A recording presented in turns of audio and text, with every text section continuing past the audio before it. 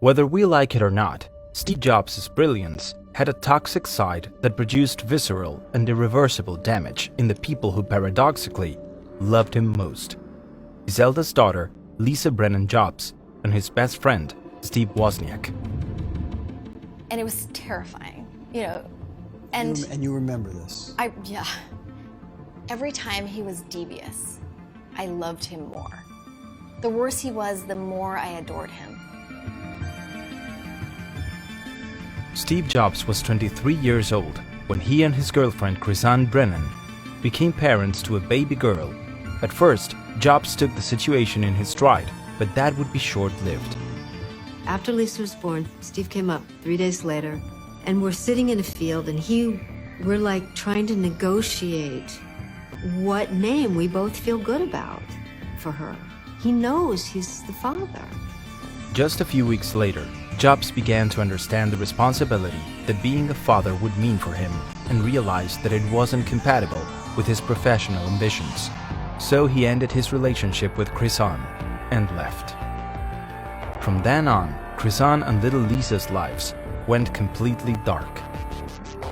I think I'm 3 or 4. And my mother, who has read the article in Time magazine that says my father kind of said she'd slept around, so who knows if he's the father. He denied the baby and refused to financially support his ex. Instead, Jobs brought another little creation to life. Lisa! We both love that name. The entrepreneur took the name he'd chosen with Chrisann for their daughter and gave it to the new line of computers his company had manufactured. So it is with considerable pride that I introduce a man who's been like a father to me, Steve Jobs. After going to trial, a DNA test verified his paternity with 94.41% accuracy, and Jobs was ordered to pay child support of $385 for the care of his daughter. What happens sometimes, though, is that some people lie. Despite the court ruling, Jobs kept his distance by assuring that he was infertile and that the DNA tests had been tampered with. For the next 7 years, Lisa lived with the uncertainty of not knowing what her father's face looked like and grieving for failing to understand why he didn't want to meet her. Steve Jobs finally accepted Lisa as his daughter when she was 7 years old. However, the relationship that was formed from that moment on between the two of them wasn't without its harshness and mistreatment. "I'm the most important man you'll ever meet in your life. You won't get a penny of my inheritance, do you understand? Nothing. You smell like a toilet, Lisa. You stink," were some of the comments she received from her father. Jobs' despotism and insufferable personality encompassed every area of his life, even the ones where he had the greatest positive impact. Efectivamente, Steve Jobs tenía un lado muy oscuro.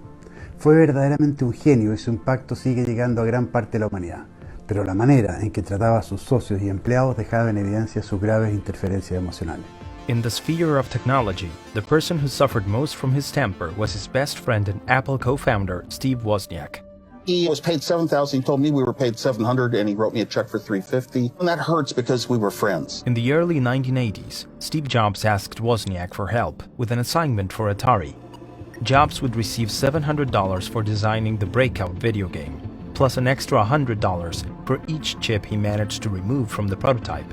However, he only mentioned to his friend the initial $700 he received, and when Wozniak handed him the game with more than 50 chips removed, an equivalent of $5,000 in cash, Jobs only paid him the initial $350 and kept quiet about the other $5,000. Woz learned the truth several years later through the press.